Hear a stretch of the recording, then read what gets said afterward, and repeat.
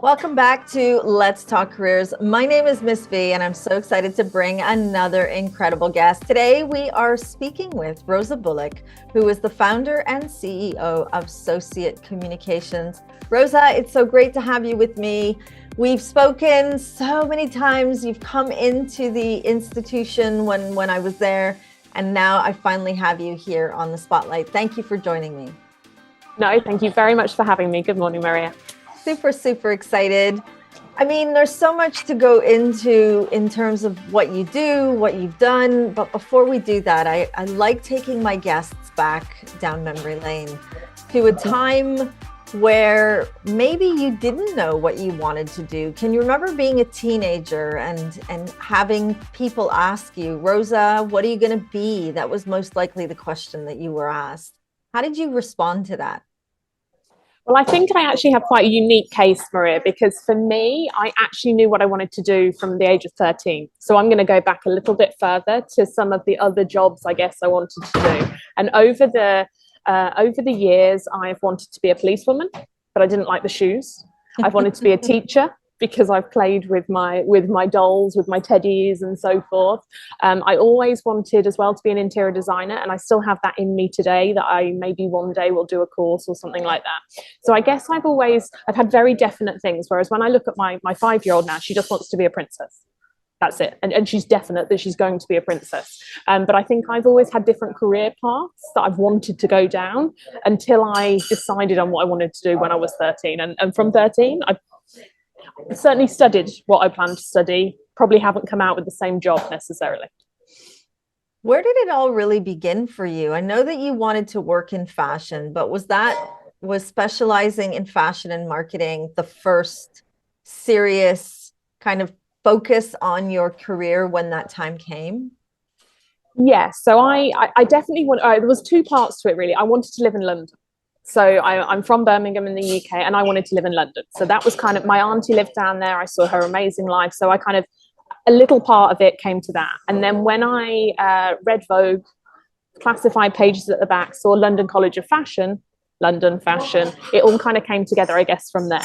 So from that point, though, I actually got the prospectus and wanted to be a fashion designer.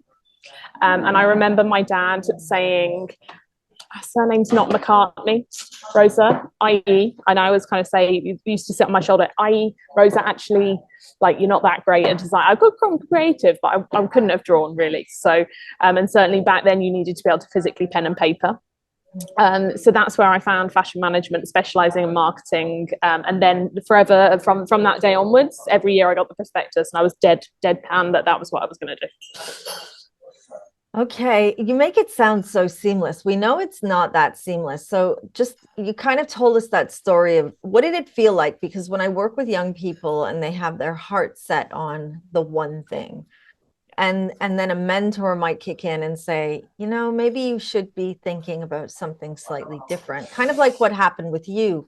What did that feel like for you in the moment? And how long did it take you to kind of kick yourself back into motivating yourself to move forward?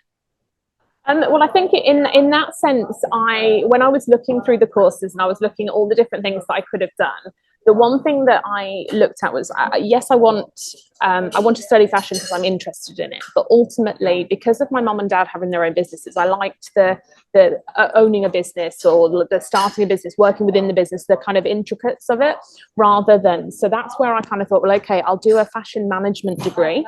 I've got my interest to keep me interested, and then the management side of stuff was kind of, I guess, a secondary thing. But when I was kind of looking at I'd had the same prospectus for all those years. It just kept arriving in the post. And then when it got to doing my, do they call it UCAS application? I'm not sure if it's still called the same. And they said, oh, you need to put your second, third, fourth choices. And I was like, why? I'm going to London. That's it. And at that point, I then did look around different locations and different courses, but it was all within the same vein. But I was just so deadpan. I was going there. So it was more of a dream, I guess, than a tactical decision, if that makes sense. Totally makes sense. Okay, so tell us more about the role that you're in right now. What's the difference between being a founder and being the CEO of Mhm. SOCIATE Communications? Well, I'm actually at an interesting point, Maria, because I'm still trying to work that bit out a little bit myself. So I very much have run a business with a heart on the sleeve approach and being probably not commercially astute or not as commercially astute as I should be. So I'm kind of in that shift now where I'm kind of going, actually, I founded my baby. The business is my baby, and it's taking very different routes at the moment because of the people I have on board with me.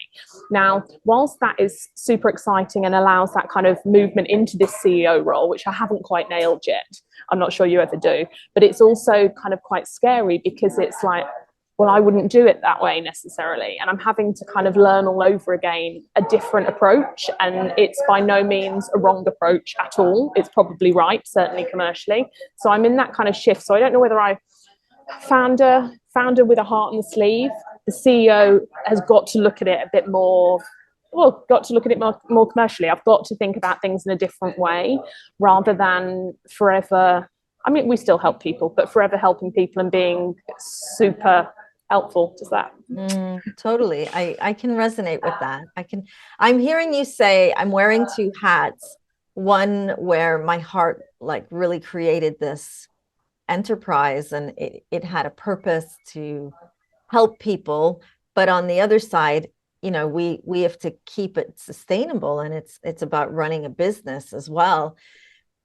When I work with young people, they often think what they're going to study at university is going to be the inspiration behind the occupation they take on. But very often we know that's not the case. And in listening to you retell your story, I would like to know what you studied. Did it prepare you for your role as a founder and then your further role as a CEO? Or if it didn't, what helped you to prepare for both those roles?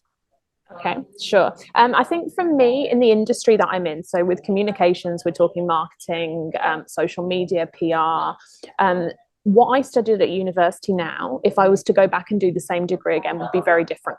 So I think anything within the marketing, I'm sure marketing and technology probably fall in similar veins, that we are continually learning and we're continually adapting, more so than I don't know, as a comparison, I guess, when you're kind of, whilst there's new skills coming out, the marketing and tech side of stuff is moving so quickly. I certainly didn't learn social media at university. So in kind of forming the business, I was always looking at things from a strategy point of view, which I did learn at uni. And I continue to learn and continue to be interested in our industry at how the latest campaign for Nike and how FIFA are going to communicate with the upcoming World Cup. So I'm continually learning from other people's experiences. Now, when I was a one-man band and when the business was very first starting, it was more my skill set that was needed. Whereas now, as a founder, as a CEO, it's more what I draw back on rather is my mom's business and my dad's business and the things that I've learned. So I guess I kind of have had to shift to understanding business and understanding what needs to be done, like all of the legislations, especially if having a business in the UAE. So there's a different shift. It's less skill set based now. But that being said, it's more I'm learning more from experiences. How does the title CEO sit with you? Because I know that especially young people, they think they're going to go from uni or secondary school to CEO. And we know that you can open your own business and give yourself that label, but there's a responsibility that comes with it, doesn't it? How does that role land with you? Like, how does it sit with you? And if you were talking to a student who aspires to be a CEO, what tips would you offer them to prepare for that? I think from my side, I've had it in a different sense. And if I go back a little bit as well, when I first started the business, I got business cards done. And I remember having the conversation with my husband and being like, well, what am I? I'm not a PR manager anymore. And I put managing director. And then I would go out to networking events and I'd be like, I don't want to give my card over. And it was because I was like, I'm a managing director of me. Like that's the wrong title. I didn't get it. And certainly if you look at the hierarchy, I don't think I ever wanted to be a managing director. And I'll come to CEO in a second because that's why founder sits very well with me. Founder is good. Founder's okay. Like I founded something. I I was at it at the very beginning. The C-suite, the managing director, and all of that, I don't feel like it feels very approachable. So I struggle with saying CEO, and I probably often I'm the founder of SOCIATE. I very rarely say the founder and CEO, which is what I am, but I think it's a shift. And as I say, if I was to go back to when I did I never gave out those business cards. I've still got a box of them somewhere because I wasn't a managing director. No, can't do it. And so I think the CEO and wanting to be a CEO, it depends what you think. And certainly as a student or like kind of going into careers now, I think the understanding of what one is probably less glamorous or more glamorous than actually being one.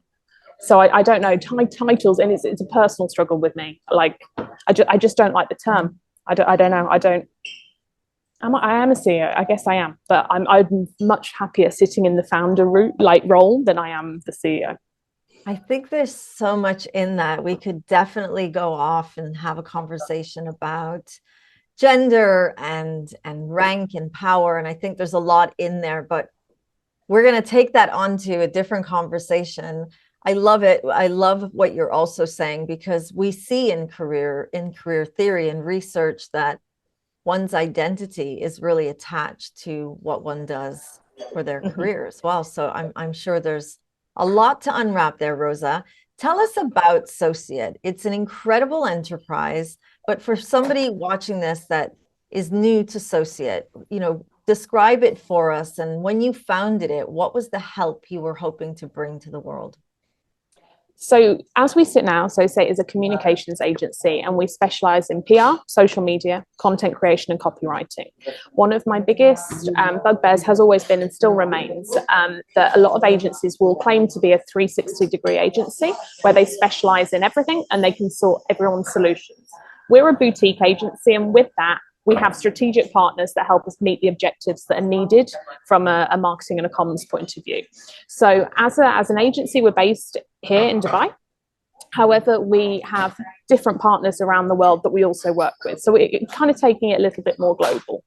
When I first started SOCIATE, 7.5 years ago, there were a lot of big agencies in this region, and there weren't many smaller agencies providing like a tailored solution. Tailored solution gets used a hell of a lot now. But back then it was, if you were a small business, you couldn't afford to work with your Hill and Knowltons, your Ogilvy's, your big companies, because their budgets and their kind of proposals were just too high. So we kind of came in and said, actually, we can help you meet your objectives, and we can provide a more tailored solution to hit a budget, if you like. And it's still the same. As I say, I've got a wealth of partners now. So a good example of that is website. People will come to me and they'll say, I'd love to do PR, but I also need to sort my website out. I can't do website design in-house, but we have a partner that we work with. So we're able to do the copywriting for that website. We're able to do the PR, which is one of the objectives in that example, but we don't do the web design. Whereas still, a lot of agencies will say, well, yeah, we do web design, and then they'll go away and get it done on the sideline, and that doesn't sit very well for me. So some of the truthfulness and the honest approach that was there at the beginning is still there now, because I'd much rather say, do you know what, you want to talk web design? You need to talk to Sam. Sam will take you from A to Z, and his team are the professionals in that. However, we'll work alongside and we'll help you manage that process. Love it.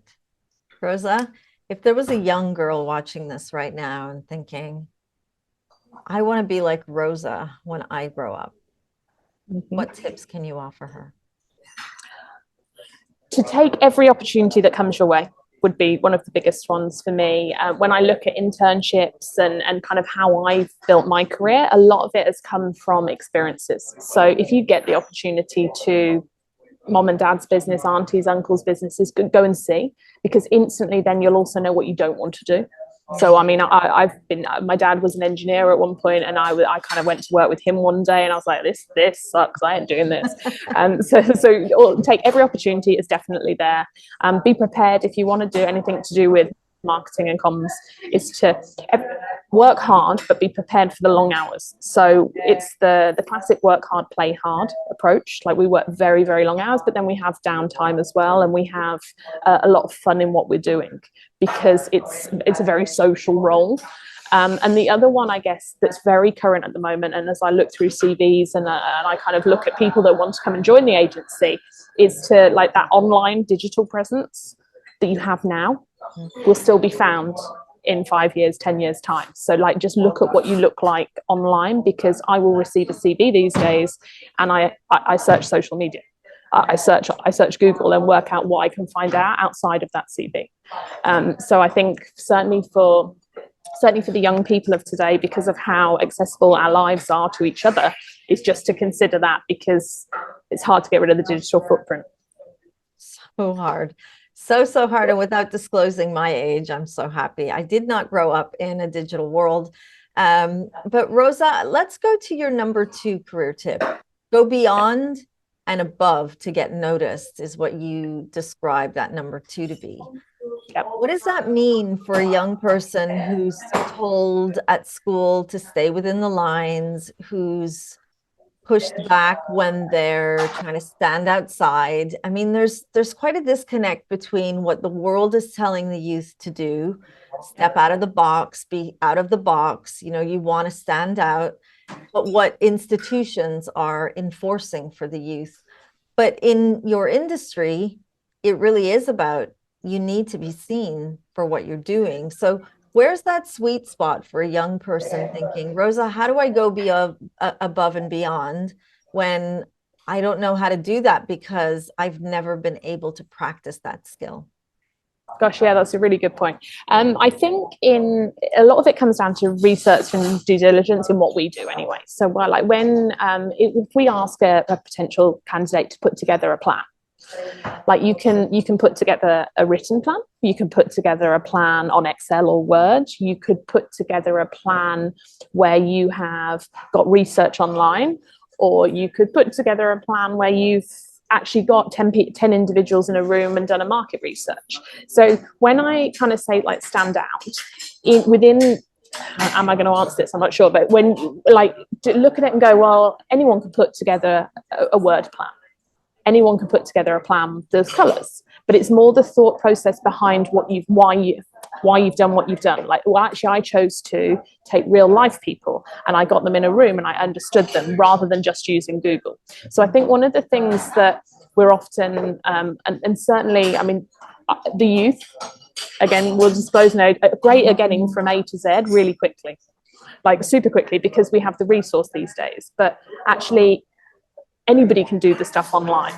So it's how can you kind of go, do you know, actually, I'm going to present my campaign having done research with my mom's friends, or and I'm going to put it together and my campaign's going to have a poem that I've spent time to write, rather than, well, I've called it something and I've researched and Google told me that 50% of people will want this product. So I guess it's just kind of like, how can you be a bit different? And it still can be in the same vein of like completing the task, but it's like, well, how can I make my task stand out? It's about being creative, isn't it? It's about being creative and bring that creativity and kind of find that sweet spot. What's it like being a female entrepreneur in the United Arab Emirates? I have to say, pretty fantastic. I think there's a lot of opportunities, and there's a lot more, certainly from a small business sense, there's a lot more females that are starting businesses. I'd love to know the stats actually, because I'd say actually possibly is that there's actually probably more females doing it. I think in the workplace generally, because of how we're less suited and booted than we used to be, I think females are able to make quite a statement in their presence, and they're very well received as well now, especially with what's happening in the region as a whole. Rosa, I could go on and on and on and ask you all kinds of questions. I think that what I'd like to kind of bring together just before we say our goodbyes is, Rosa, I look at everything that you've done over the years and working closely with you, both as a client and as a practitioner, and you came to help students at the institution. What stands out for me the most is your level of professionalism in helping your clients, but also meeting the targets. Is that something that you believe is a learned skill, or is that something that an individual will gain through experience? I would say a little bit of both. And I think certainly in a marketing sense, when people come to me and obviously as I've tried to build the business, they come to me and say, I want to do PR. I'd say great. But the ability to be able to, rather than as an entrepreneur or business owner, just see the dollar signs, I like to say, well, what are your objectives? And actually stand out by saying, I don't think we should do PR now. I think we need to do this, this, and this before. And if that cuts it down, being able to kind of say, do you know, I'm actually going to, if you don't mind, thank you for the brief, I'm going to ask you a few more questions and drill into it. So I certainly think with experience, you can learn those questions. But equally, I think you've got to be able to stand true to yourself, because objectives and KPIs are set often. But one is certainly in PR, one of the hardest ones to actually track is PR. What impact has it made? It's made me more visible, but has it got me any more money? So I think, yes, you can certainly learn it. You can spend time with people that are willing to ask that question, but you've also got to look at it from a strategy point of view. And if you're being true to strategy, will doing the activities that someone's telling you they want to do actually meet their objective? And one of the things that one of the questions I love having with people is around social media. They're like, oh, I do my own social media. Great. Does it work for you? Well, I post every week. People don't drill into actually what the objective of doing that social media campaign is. They don't actually, like, they're not sure if it's working. And sometimes that takes people on the back foot, and they're like, well, what are you criticizing? It's like, I'm not criticizing anything, but if you're doing it and it doesn't provide any results for you, why are you doing it? Because I'm sure there's many more things that do. So being able to kind of ask those questions certainly can be learnt. There's many a question or meetings that I've been in that I think that's a great question, I write it down. But equally, if you're true to your strategy, you've got to be able to push forward from a character point and actually, I'm not going to take your money and just do this. I'm going to ask you some more questions to get there. Sounds like the CEO coming out there, Rosa. Oh, maybe she's there. Maybe she's there. She is definitely in there. Thank you so much for being with me here today and for joining us and sharing your career insights. If you're listening to this and you're thinking about your future career, just remember, go with the moment, stand out. You need to be seen. It's a busy world out there, and especially in this field of communication, it's very, very busy. And I love your final one, push your comfort zones to exceed. Thank you for being with me here today, Rosa, and for sharing your journey. And thank you, everyone, for watching. You've been watching Let's Talk Careers with Miss B, and we were speaking with Rosa Bullock, who is the founder and CEO of SOCIATE Communications. Thank you for watching, and we'll see you at our next Let's Talk Careers with Miss B.